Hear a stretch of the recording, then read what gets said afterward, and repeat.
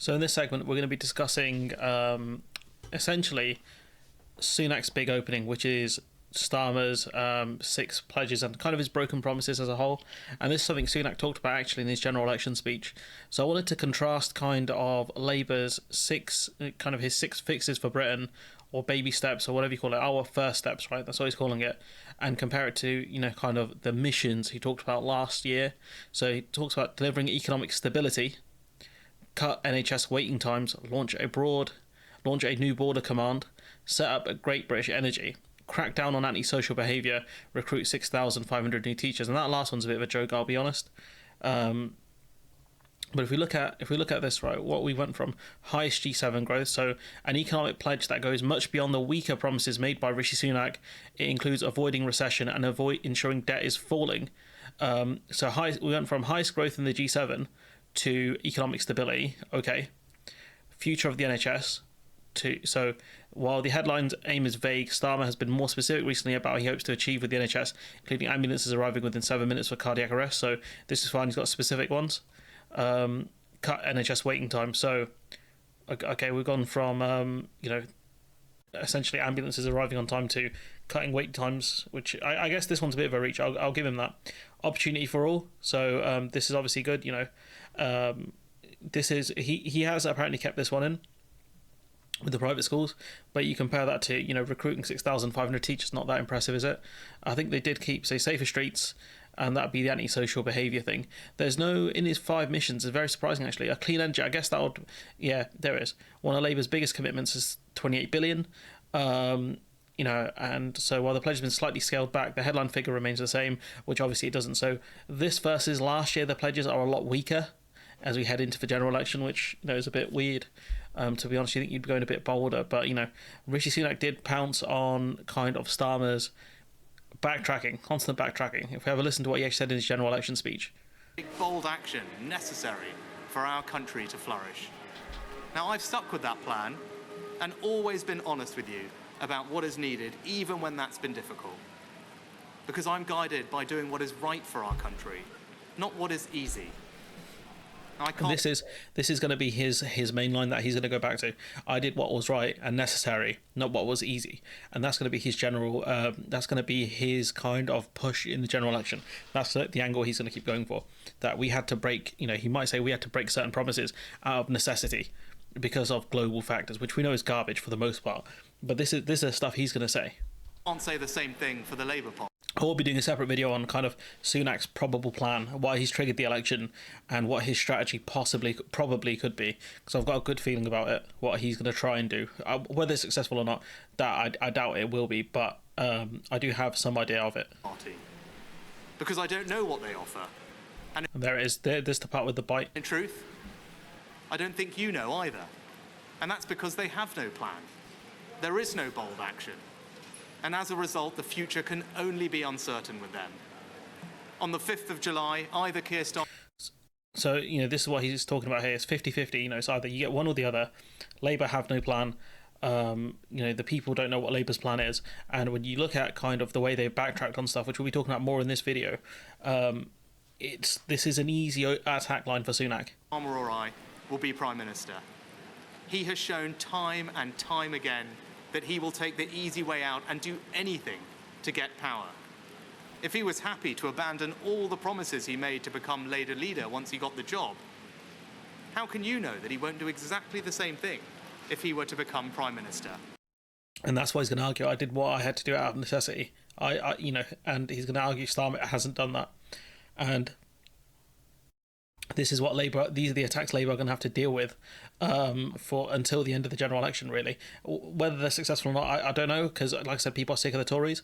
But there's a lot of, different interviews and stuff about, with Labour shadow ministers getting interviewed around, the broken pledges and all that kind of stuff. Principle about Sir Keir himself. So he reneged on several of the pledges that he made has reneged on several of the pledges that he made on his way to becoming Labour leader. They're now gone. So how can we trust that he won't renege on these?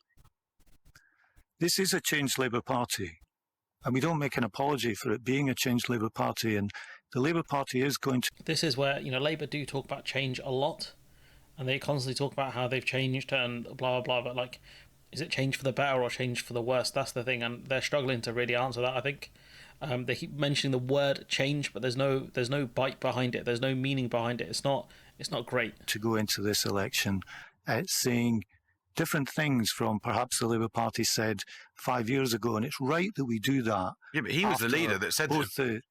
After both the defeat that we had and the things that have happened to the country in the last few years. So when we... So he's kind of ignoring the question, which is, the point is Starmer made those pledges and now he's backtracked on it. Go into that election, we will, as a foundation, pass the essential tests of trust that the voters ask. Can you be trusted with public money?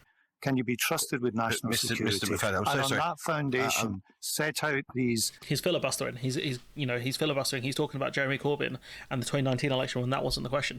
6 first steps that we have to I'm do. so sorry, but you say it's a changed Labour Party. I'm talking about the pledges that he made when he was pushing and applying and campaigning to become the leader of the Labour Party himself. This wasn't changed because we're talking about Jeremy Corbyn's Labour Party versus Keir Starmer's. I'm talking about Keir Starmer. And, people understand it's reasonable to change your mind when the facts change. We've had a pandemic. We had the Liz Truss premiership. But it is remarkable, isn't it, how many of those initial pledges are gone. So he had a pledge for higher income tax for the top 5% of earners. That one stings because that one they should have kept in, because you can't blame the pandemic for that. You can't blame Ukraine for that or Russia for that. It doesn't make any sense to get rid of that one. That's gone. Abolishing tuition fees. That's gone. A Green New Deal at the heart of everything we do, that flagship £28 billion policy, that's gone. Supporting common ownership of rail, mail, energy and water. Well, he said he won't nationalise the big 6 energy firms, so that's gone. Demanding free movement as we leave the EU. That's gone. And in fact, the website that detailed those leadership pledges is quite hard to find as well. That's gone too. So when so much of what Sir Keir Starmer stood for... And the thing is, if you start trying to hide things, I'm not accusing the Labour Party of doing that, but if they are trying to do that kind of stuff, there are so many different websites that have these pledges on them that are very easy to find here. There's this clip from Victoria Derbyshire actually, which was quite good, which I'll cover separately. But point being is that this is what they'll be up against in the next 6 weeks. Whether these attacks land, I don't know, but this is a big problem in my opinion for the Labour Party. Should voters trust Sir Keir Starmer, whether it's his 5 missions or his 6 first steps, when he's either ditched or rolled back on so many of his original promises? They should look at Keir Starmer and say, here is someone who has turned around the Labour Party. No. Sorry, you've completely ignored the question. Can you see the tagline again? He's done the exact same thing as McFadden here. He's turned around the Labour Party, change. But they're not addressing the question, and it looks shifty. You completely ignored my question. Why should they trust him when he's ditched or rolled back so many of his original promises? I don't think that's true. I think he stood for the Labour Party. Absolutely true. Saying he could be a Labour Prime Minister. That's absolutely true. When he wanted... Well, let me just give you some examples, if I may, Mr Reynolds. When he wanted to become Labour leader, he said he would abolish tuition fees. He said he would defend freedom of movement. All gone. Then he promised there would be this big offer of £28 billion a year for the green transition. He's rolled back on that. Those are just 3 examples. There are more. He has put forward a set of missions that he wants to achieve in government. You're ignoring my question. No, but let me just finish. So, what's the point of these... this is where Labour and kind of the goons do all this spin of, these weren't pledges, promises, they were ambitions. They're just spinning these words like, what's the point of them then? Like, why mention what your ambitions are if you know you're never going to achieve them? Like, it kind of sounds dumb. Because what is the promise to the voters then? If the promise was the Green New Deal, he's backtracked on that. If it was never a promise, then what was the point of announcing it? Because you just look stupid. Finish the point. No, things like the 28 I'd be billion. really grateful if you could answer the question. 28 billion was not possible after Liz Truss. It wasn't. Interest rates were not the same. So why didn't they backtrack? The thing I don't get is, why didn't they say after the aftermath of the Truss budget, why didn't Labour come out and just say, maybe they could have waited a while until it kind of cooled down, but they can come out and just say, look, because these guys have cooked the books and basically smashed up the economy, we had to ditch it. The only time Labour got rid of it is when they were asked about it, and then they had to back out. It was actually a messaging, real messaging problem, really, because what you had was Starmer actually backed the policy, and then Rachel Reeves kind of be coy about it, and then in the end Starmer backed out, and he just looked pathetic because he was cucked again by Rachel Reeves. That mini budget. We've got to be honest with people and say, these are our ambitions, but this is how we're going to deliver them. And when you've got a situation like that, there was simply no way we could do that. But look at what we're proposing on GB. So, when he was asked about broken pledges, he goes, what broken pledges? And then he's like, we had to break that one. Can you see the backtrack from this? As soon as they're confronted with examples, like, oh no, okay, fine, but we had to do that one. It's like, just be open, just say, look, yeah, some of them we had to back out of because of the fee increases, because of the bond rate increases. Just be open, honest. You'd look like a much more credible person if you did that. Oops, that's an awkward pause. Rather than be all defensive and look silly, because she's got examples. Derbyshire's not one to play around and to mess around. There's a lot more here. The point is that those pledges don't seem to have any clear blue water between you and the Conservative Party. What did have were the pledges that... This is another thing where, these kind of 6 that he announced, and obviously he announced it before the general election was called, they're very bland. You could have had a Conservative, honestly, this could have been a Conservative leaflet, deliver economic stability, launch a new border command. So fair enough, Great British Energy is the only one you could say wouldn't be a Conservative Party policy.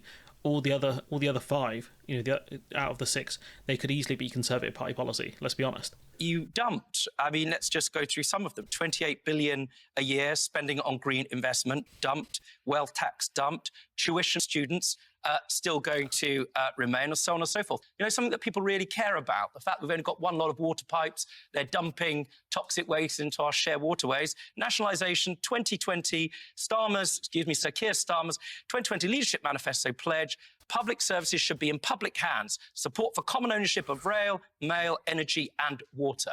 That's a reason to go towards a Labour Party that has a new vision for Britain.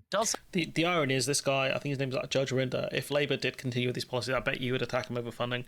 I bet you he would. The Labour Party have that, or are you just... But, you got to fight battles, and Labour are more happy to fight the battle of backing out on all of this stuff and just looking like, kind of like how David Cameron did after the 2010 election, I guess, or during the 2010 election of, I'm going to bring stability, calm, and all of these things. It's going to be a bit difficult, but, it's fine. Effectively, like, the country has to go through this. That's what it feels like, a little bit. Not the Conservative Party.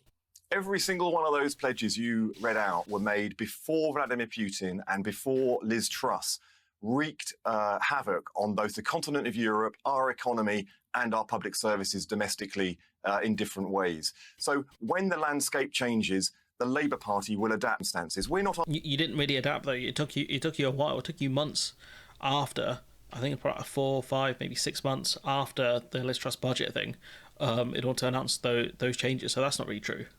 Especially when some of them weren't financial decisions either. Like, did Vladimir Putin stop you raising taxes on the highest earners in the country? Did Vlad say, yo, don't do that, dog? We're going to invade Ukraine and now you can't do it? It doesn't make sense. You're defending of freedom of movement. That one's gone. Votes for EU residents here. That's gone. What's up with that? What did Putin cause that one as well? Ideological. We will do what is best in the interests of our country in any moment in time. Now, Keir Starmer has been leader of the Labour Party for 4 years. Sorry, did you just say you're not ideological? We're not ideological. What did you come in for politics? Sorry, what's the point of being in politics unless you have an ideological vision how to take the country forward? If you're just pragmatic, why don't we hire a bunch of management consultants, Peter Kyle? Which is fair, because management consultants can be pragmatic. I get sometimes you have to be. Even Attlee was when he founded the NHS. Things like dental and eyes weren't covered eventually because they didn't have the funding for it, and that's fine. Sometimes you have to take a hit, which is okay. But the way this lot have done it is they haven't taken the hit. They haven't actually tried to implement anything. They just said, no, it's too hard. The media are going to cook us. We need to stop doing this. We are guided by values and principles. Those values and principles put the interests of the whole... You're not guided by values and principles. Let's be honest now. If you had any values or any principles, you would not have backed out on the promises you backed out on, or you would never have made those in the first place. If you had actual good values and good principles, and this from Angela Eagle, it just gets brutal. Like, there's a lot of clips I'm going to just kind of rush through. The issue of trust and Keir Starmer dropping and changing policies that could fund the sorts of transformational change that many people within Labour would like to see. So increasing taxes, borrowing to invest way beyond. I don't think he has dropped promises. Well, he has dropped those two. Look, I think he... And this is what I mean, like, they're so defensive over this stuff, and it's just embarrassing when they get pulled up on it. First of all, he's not an ideologue, he's a pragmatist. And when he this is the Labour aligned by the sounds of it. He's not an ideologue, he's a pragmatist. Made the pledges that... So when he backs out of his manifesto promises, are we going to hear this line again? Oh, it's not his fault, he's not an ideologue, he's a pragmatist.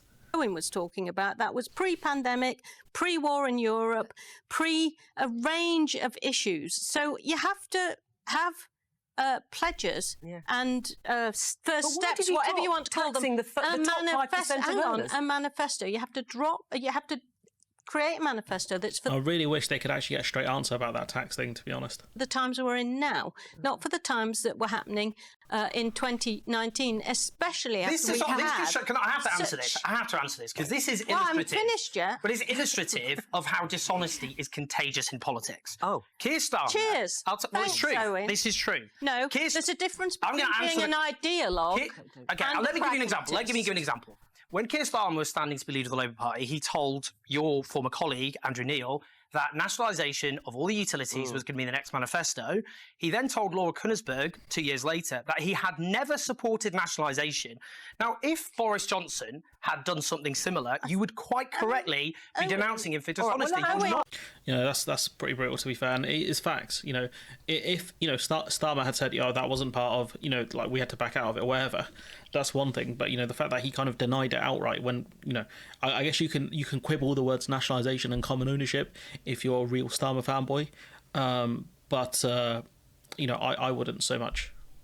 This one from Beth Rigby. Keir Starmer, you set out your 5 missions in January 2023.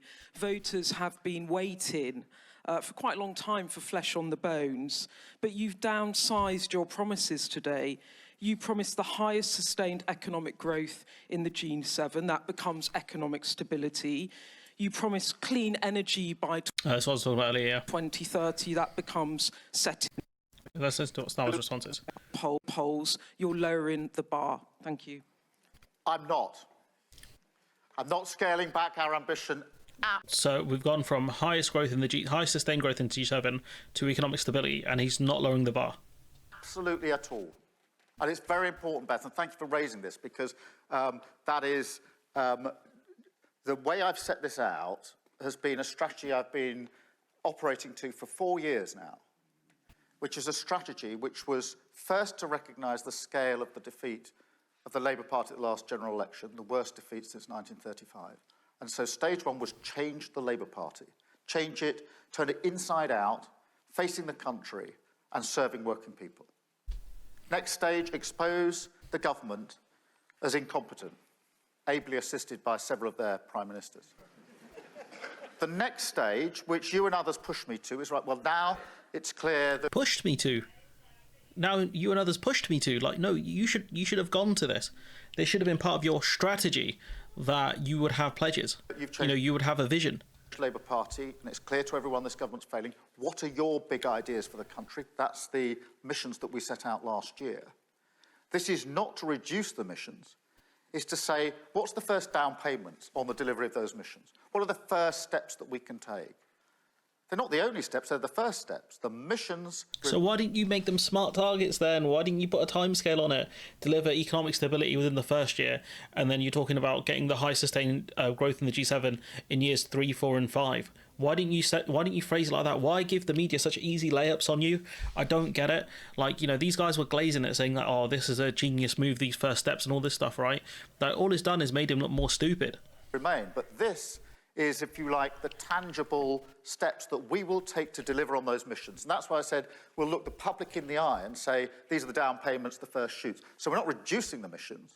We're putting flesh on the bones by saying these are the first steps we'll take in order to deliver the missions. But the missions, each and every single one of them, are there as the long-term ambitions, goals, targets, the driving purpose of incoming Labour government. So the down payment in relation to the NHS, 40,000, that's to deal with the waiting list, but we've still got to change the NHS and make it fit for the future. GB Energy is the first step towards clean power in 2030, and one that can be done very quickly. So this is absolutely consistent with this strategy I've been... But do you guys see what I'm saying here? It doesn't, the way they've set it up, right? Even if this is not a good defence, by the way, it's really not. He just said, look, economic stability within the first year. He could have turned them into smarter targets, and then he could have said, look, this is our... really, he's done it the wrong way. He should have done those 6 pledges last year and then last year's 5, highest sustained growth in G7, put that out this year, that would have made more sense. But I don't know why he's done it like this. It just makes him look stupid, honestly. It genuinely looks like he's hedging, that, he's saying he is scaling back ambitions. It's kind of embarrassing. I'm going to use that phrase a lot. Keir kicked off his campaign with sticking with the message of change but dialing down concrete pledges for the doorstep. One of the big battlegrounds of this election will be around trust, both on delivery and character. And this is where, Sunak, despite being a monumental failure, thinks he can get Starmer, because I don't think the voters trust Starmer. They don't like him. I don't think they trust him. But the problem is, for Sunak, they hate him even more. They trust him even less. So this is going to be a really awkward situation of that man there is a liar, and they're going to look back and say, but you're a liar. You're guaranteed to be a liar, because we've seen you lie. We've seen you fail in government. I don't think this is the glorious attack line Sunak thinks it is, but this is the opening Labour have given him. He confirms that he will not scrap the 2-child benefit, saying he can't, despite the fact that, certain, guys like Morehouse keep saying, Labour are going to get rid of child poverty, but, they're not going to do it by getting rid of the 2-child cap, which is the most effective way to help get rid of child poverty. But okay, how are they going to do it then? You can't just say, well, Labour are going to get rid of the most effective weapon in their toolkit, and then say, oh, but they're going to do it, guys. Trust me, bro. I read it somewhere. If Labour have guys like this in the media, they'll be okay. Like most of the other blokes in the room, wearing suit and tie and all the rest of it. I've also lost my tie, I suppose. He didn't have a jacket on, he didn't have a tie on, his sleeves were rolled up. Now, I know that sounds trivial, but senior politicians don't do that sort of thing by accident. What is he trying to... This is like the opposite of what Koonsberg did. Koonsberg was criticising Starmer for wearing a bomber jacket and a shirt and going to non-league games. This man's glazing it because Starmer's not wearing a suit and a tie, and he's got his sleeves rolled up because he's ready to get work done. I mean, this is like... dude, did you go to university to come up with this level of analysis, really, honestly?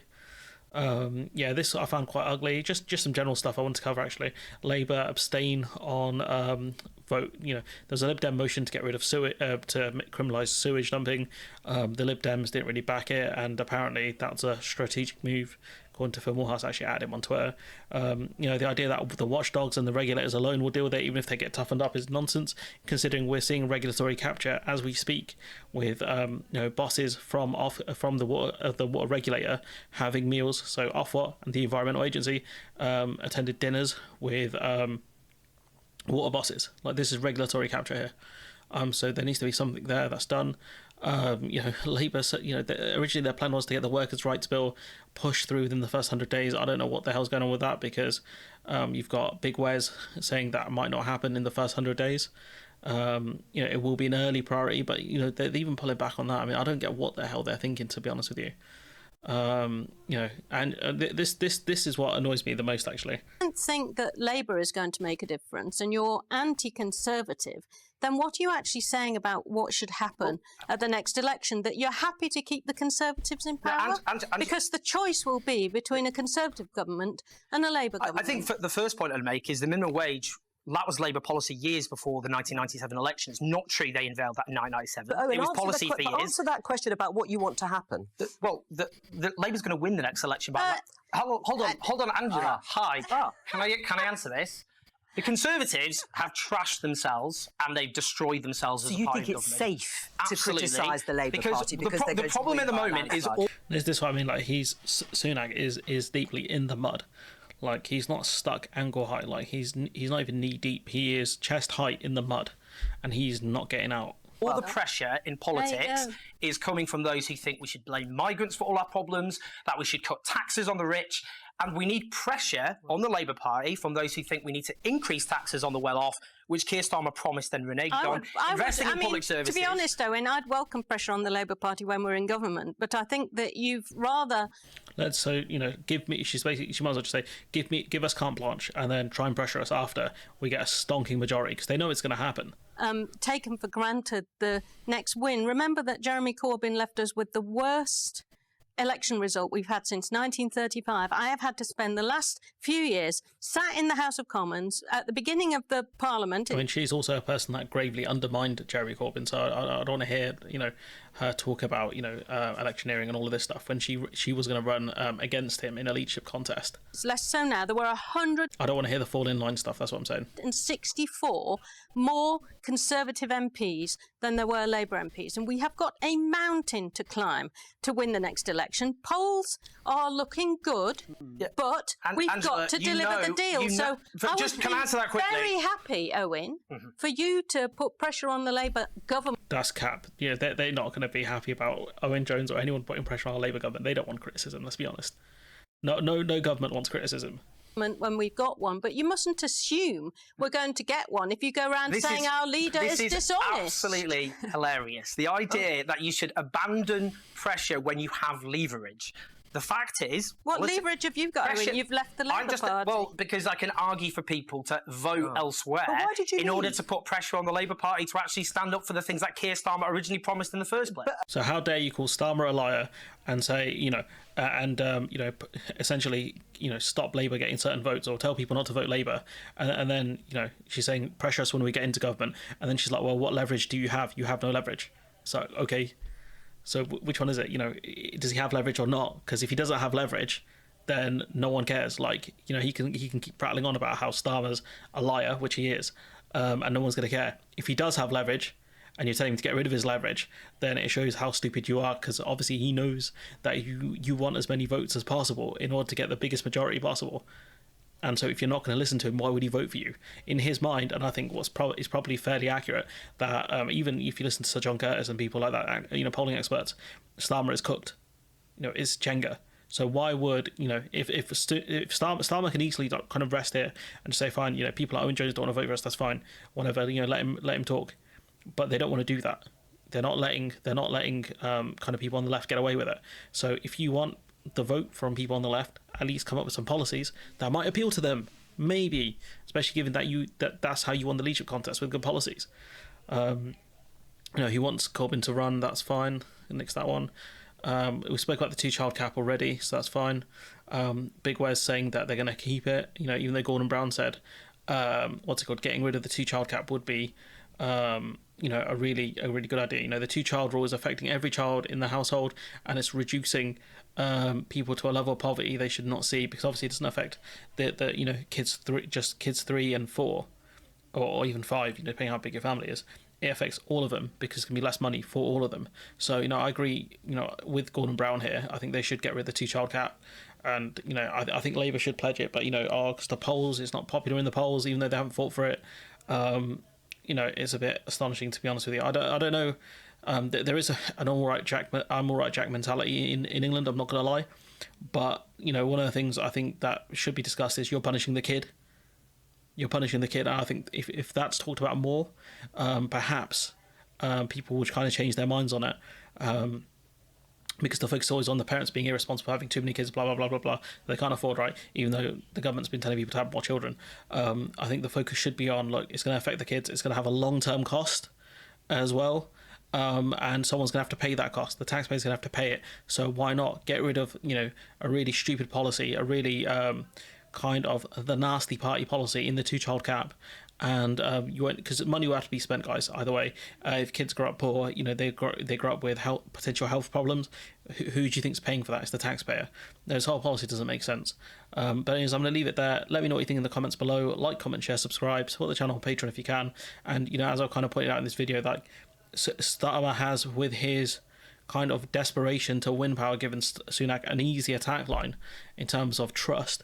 But given that the voters trust Sunak less, I wonder if they'll be able to flip the lens on him and say, well, you're less trustworthy. At least we don't know how many promises or which promises Starmer will break in power, but we have seen Sunak break many promises. We've also seen him enrich himself as well. That's something I don't think Starmer will do that much of. But anyways, like I said, I'll leave it there, and I'll catch you in the next one.